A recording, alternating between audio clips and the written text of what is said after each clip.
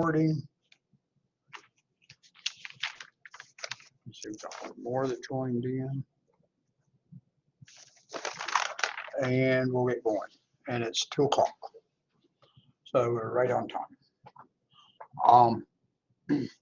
I am coming to you from the Whitfield Murray campus this afternoon. I'm going to meet students here in the 2451 class for their cabling exercise after I have this class. So from 3 to 7 today, I will be here. I'm going to also try to get the last couple of assignments that I haven't graded through chapter 4 graded. I know there's one chapter 4, there's a chapter 3, and I think a chapter 1 sitting out there. A couple of those are redos. The 4 is not, the others are redos. I was going to work on my grading in 2451, but that's packet tracer, and the packet tracer that's on the machines here is out of date, and I don't have administrative rights on this machine for me to be able to install that. So let me double check I've got everybody on the list.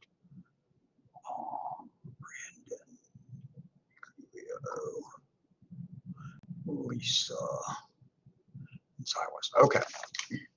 So hopefully I can work on some of that this afternoon while they're working, and there may be some dead times for me in here too between students showing up. So hopefully I can work on that some. I may work on grading off chapter 5 some that have already been turned in, but I'm not sure on that because I preferably wait until after the due date, which is later tonight. Next week is spring holidays. We will not have a session next week. Nothing is due next Monday. The discussion for this week, which this counts for, actually goes through next week, so the initial post is not due until Friday a week, because I don't have anything due. Basically during the week y'all are out, except I do have that I do have the initial post due on that Friday, but it wasn't due the Friday before, so you've gotten an extra week. Those doing the discussion get an extra week on that. We won't have a collaborate session next week. I intend to be off on leave most of the week. I know I've got some church computers to work on in South Georgia for part of the week. The end of the week, I'm going to Charleston, South Carolina to walk on the Cooper River Bridge and their big walk run. Actually, I'll be running it a little bit too. There's a guy I'm going with, he and I both do some running, not a lot. In the fall, when we did it with another friend who does not run, so we walked the whole thing. But I think he and I are probably going to do some light running on Saturday morning. So I'm going to do that next Saturday, not this Saturday. This Saturday, I will be with the Kentucky-Tennessee Kiwanis in Lexington, Kentucky for their mid-year convention. This past weekend, I was in Franklin, Tennessee, which is a suburb of Nashville, a rich suburb, on the south side, and was there with Key Club for their annual convention. And I also did a lot of grading over the weekend, including in your class that I spent like 8 hours grading Saturday and 6 hours grading yesterday.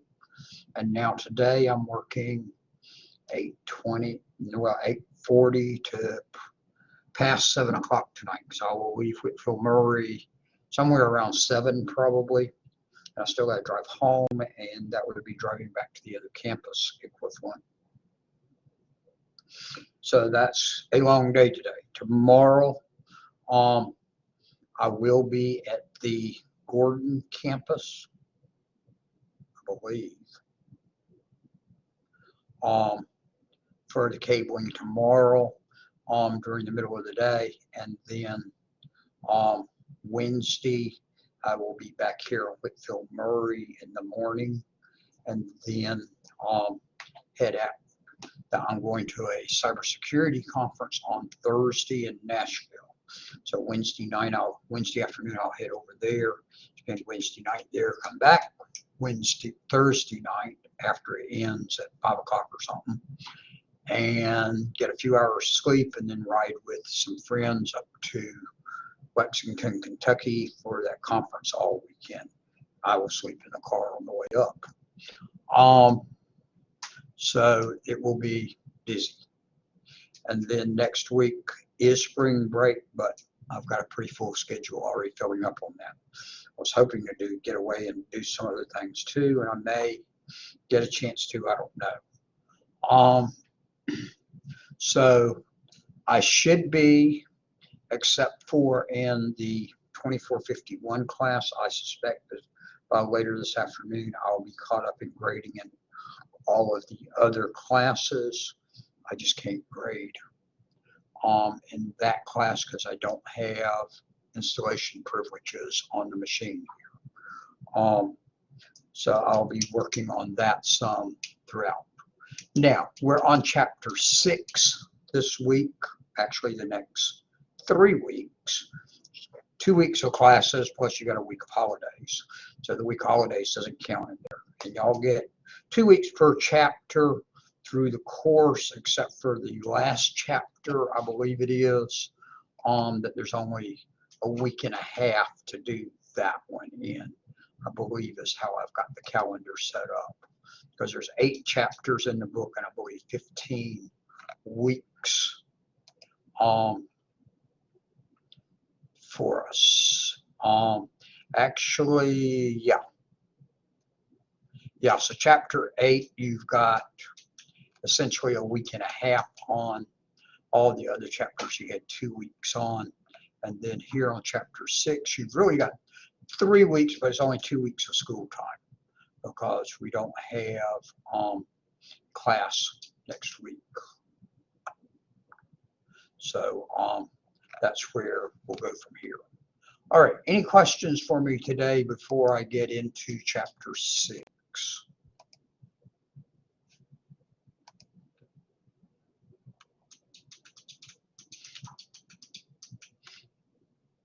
Okay.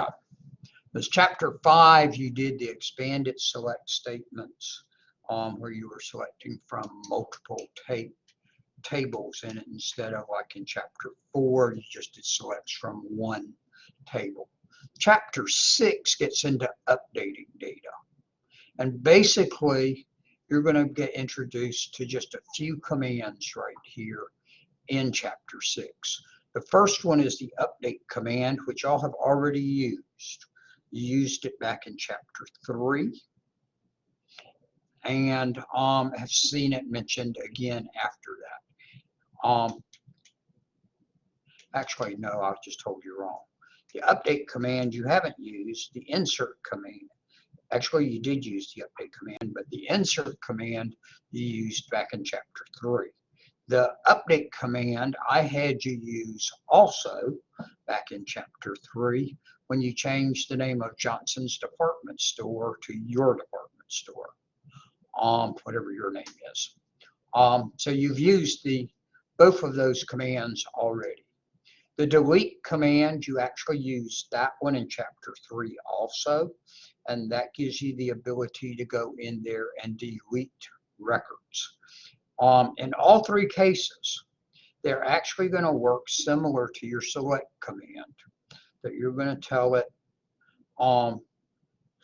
if it's the insert command, you're just giving it the information you're inserting, and then you tell it into which table. The update command and the delete command, you're going to actually tell it about which record you're either deleting or updating, and then tell it into which table. So those 3 are going to work off that approach. Now, when you change things in the tables, and this is unique to databases, when you make the changes in there, the changes go in, but they are not permanently marked in there. for the information to be actually changed, so that if you shut down at this point, after you did your changes, but before you did this part I'm going to introduce to you right now, then you'd lose those changes. So there is a commit command and a rollback command. The commit command takes the changes that you have made and marks them permanent out there in the database. Quite often when people allow you to be going in and making changes into a database, that they will have it set to automatically commit, so that you don't have to go in and do an actual commit command. And that's all that's involved there in the command, is commit. Because when you do the commit, all it's doing is it's saying, take all these changes that have occurred since the last commit and make them permanent. And that's all that occurs with the commit command. But you got to know about the commit command, because if you don't do that, you'll lose all your changes. Second thing is, as you're making these changes, you can also undo them. Try and think of a word I want to use for that. You can undo the changes. The command you will use is to roll back. So if you do a rollback command, it's saying undo the uncommitted changes. So set it back like it was. That's what the rollback command's doing. So sometimes people will put changes in there to see what happens, but they're just testing them, but they don't want them in there to stay. So then they'll roll them back after you put them in, tried it, figured out what happens, and then roll them back. So I'm not sure what you're asking me in terms of like Git.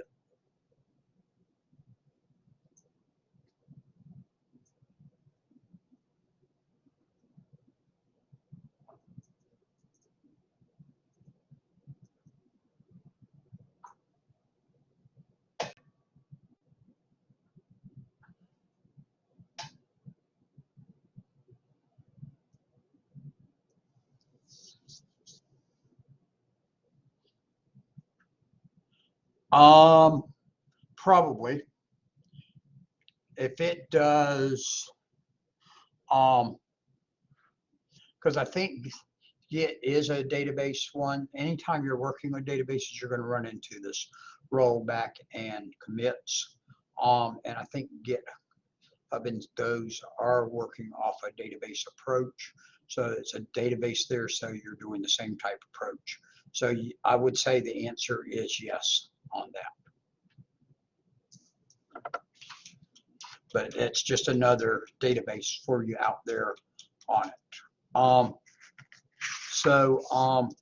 The first thing they do show you in the chapter is how you can create your tables, and that you can actually do them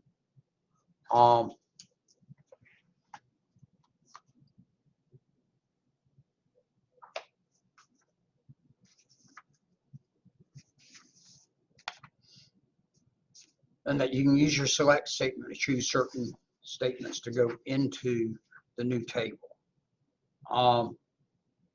So you do an insert command to insert records into your table, and you can always use the insert command anytime you want to insert a record of information.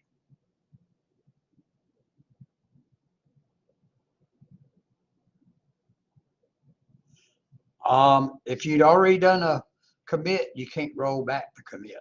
Once you do the commit, it's in there. The rollback will just allow you to roll back what's not been committed.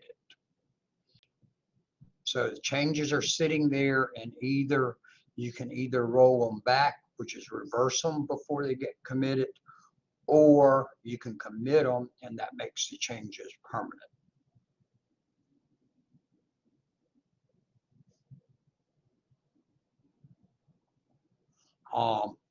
Now, if you've turned off auto commit,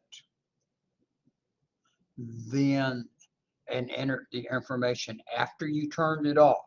If you have auto commit on, then everything that you put in there goes ahead and commits when you add the information or update the information. If you don't have auto commit on, then it does not commit until you actually tell it to commit. So then they talk to you briefly about the update statement,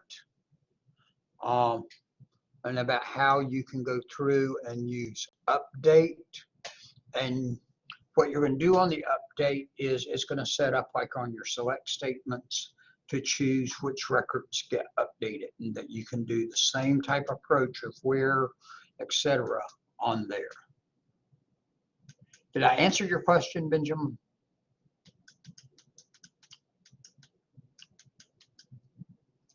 But once it's committed, you can't roll it back. You'll have to go through and delete or make an update to change it to the way you want. So you can insert the rows. They go through that a couple of times on you. And then they talk about auto commit, commit, and rollback. An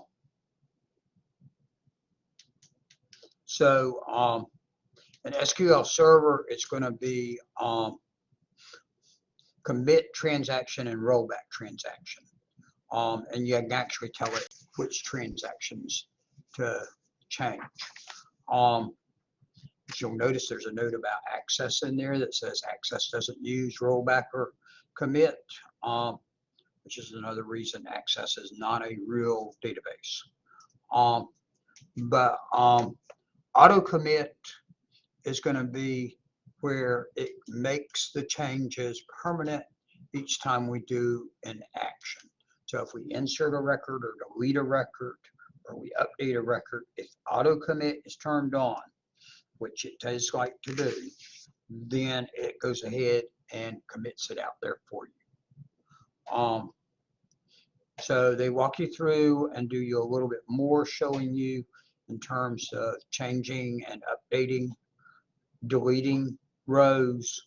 And remember, the delete statement is going to be very close to your select statement because you're going in and choosing narrowly just like you did with the select. So it's essentially the same statement. You can change values to whatever you want to change them to, and you can also change values to null in the process. And remember, null is a special word out there that means nothing, not zero, nothing. There's nothing there. And y'all used null, I know, at the end of chapter 4, like on exercise 21. Although it would have been nice if they had it find some information instead of no records met that had a null value in them. They all had an existing value of some type, and 0 is a value. Blanks are a value. Null is no value. There's nothing stored there. So as far as what's stored in the byte is just literally binary zeros, but that's not a 0. So there is other values to it, but null means nothing. So they take you through, show you some updates on all of that. If you want to change the type of your column types or the width, etc. on them, they also introduce to you the alter command, alter table or alter column. Alter table will actually make changes to your table structure. Alter column is to make changes to a specific column. So they introduce you to that one also. Dropping a table, you've done that. You did that in chapter 3. Because remember, you created a table, inserted a record in it, and then turned around and dropped the table, which means you deleted the table. And then they had you run the data that they had prepared in a file for you, and you generated your tables. That there is chapter 6. Questions for me? because I'll be glad to answer plenty of questions. We've only run about 20 minutes so far, so we're doing good time on this. 1, 2, 3, 4, 5. I don't think anybody else has joined in. That looks like that's everybody. But again, like I say, grading wise, everything except for one person is graded through chapter 4 as far as first submissions. I know there are a couple of submissions that were redos from early on that I've still got to go back and grade on. In my other classes, except for 2451, everything is graded that was due through today, except for some resubmissions that I've got to grade that were from earlier on and that I've got to still be fixed and graded. But otherwise, if it was due last Monday or before and it was an original submission, it is graded at this point in time, unless stuff got turned in late today, because that was as of last evening. I really haven't gone in and looked at grading today, other than in 2451, since I got here to the Dalton campus, I tried to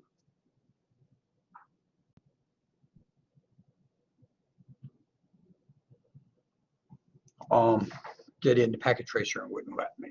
Let me see what you're talking about.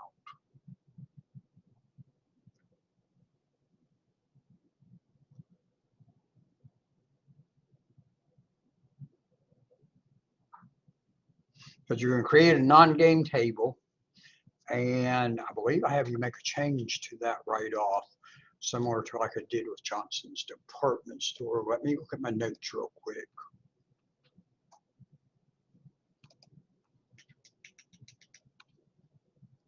So I can answer the question correctly.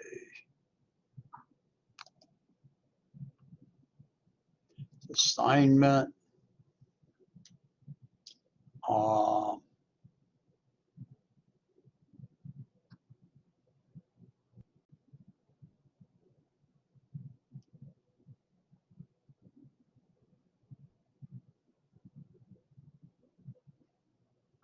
When you do the change commands, whatever type commands they're wanting you to do, you're going to show me the command and the response that you got back on that.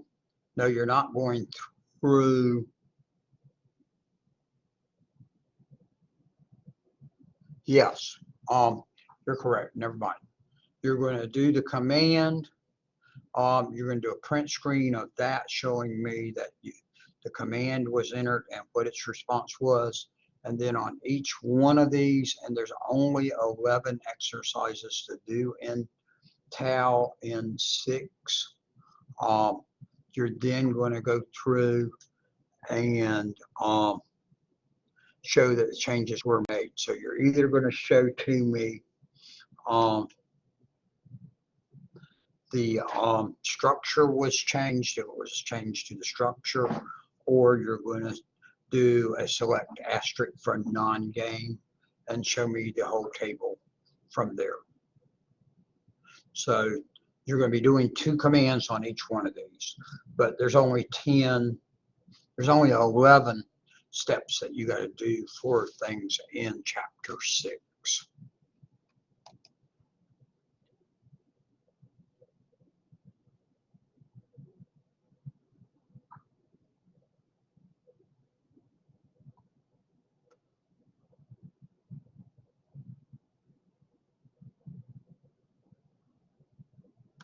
I don't think so. I thought there was, but then I was wrong on that. No, there's not anything you got to change in there with it to get your name on the stuff on it. I saw something that I was thinking on that as I had glanced at something else beforehand, but no, there is not anything you got to change. I'll have to check on that on the Chapter 6 test. It would not have opened before today, but let me look. It may have been off by 12 hours or something too.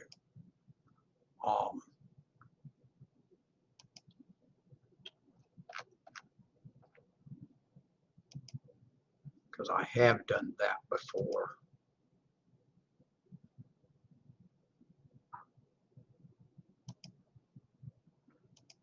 Watch on it and see what I see. That's not what I meant to do. There's an edit and edit options, and I never remember which one I'm doing. It's actually options is what I need for this.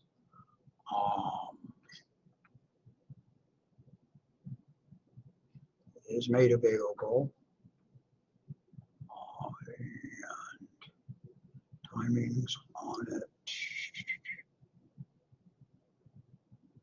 Should be available because it's available after 3/21/2022 at 12 a.m. So it should have become available right after midnight last night.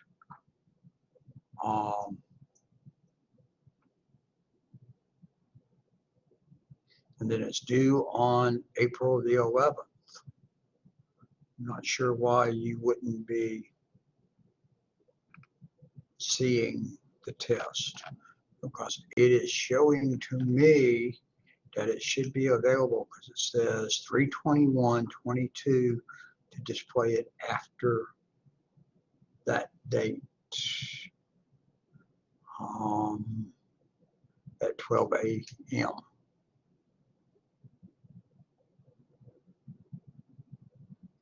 And it's available to students.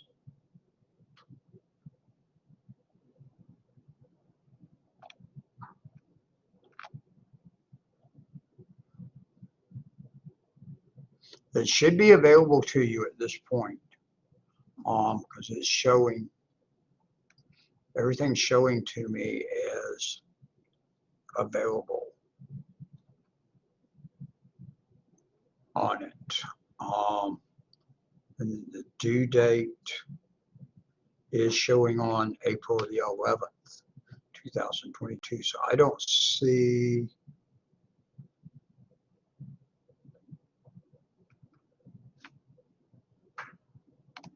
any problem on it.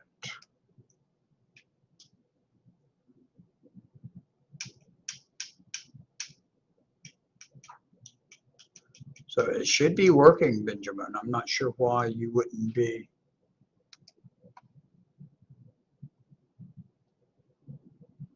Seeing the Chapter 6 test. Let me double check this. And I just realized I got to do work ethics grades for y'all this week or so and give you the midterm ones. But it is showing when I'm coming in here.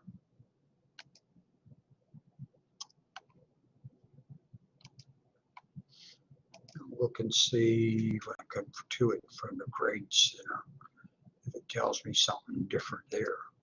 But Lisa, you're saying you already showed the test fully available to you.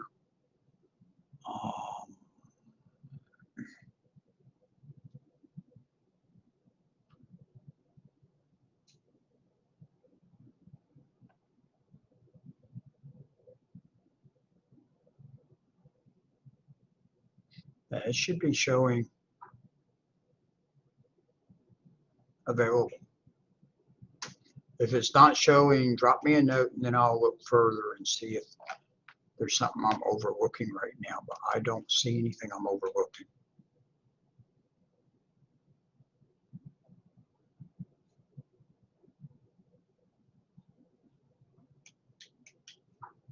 Lisa, you want me to cancel that out of there? Because I can kill it real quick if you'll just back out of it and I'll kill it. Okay, make sure you're out of it right now because I'm going to go into it and kill it then. I can do that. I'll erase your attempt.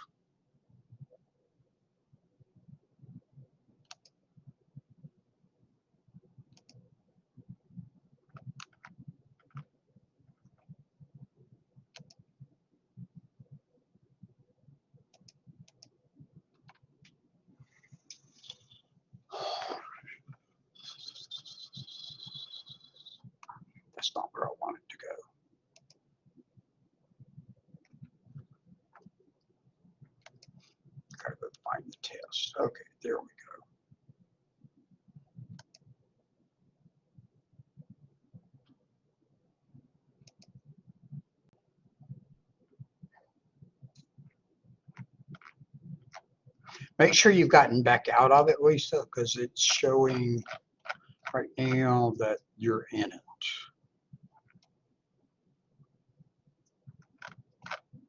So exit out of the test, and then I can.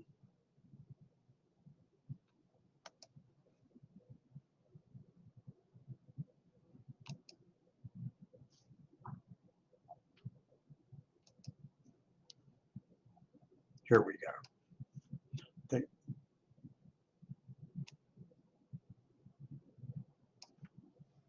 It's gone. So your attempt's gone, so that won't hurt you anymore. You're completely free and open on it again. So I fixed it. So there's no attempt, no evidence of an attempt. All right, if there's no other questions, I'm going to go ahead and stop the recording. And if y'all do run into somebody who runs into a problem, Benjamin, if you still can't get into it when you go take it, email me and send me a screen print showing me what you're seeing to help me figure out what's going on.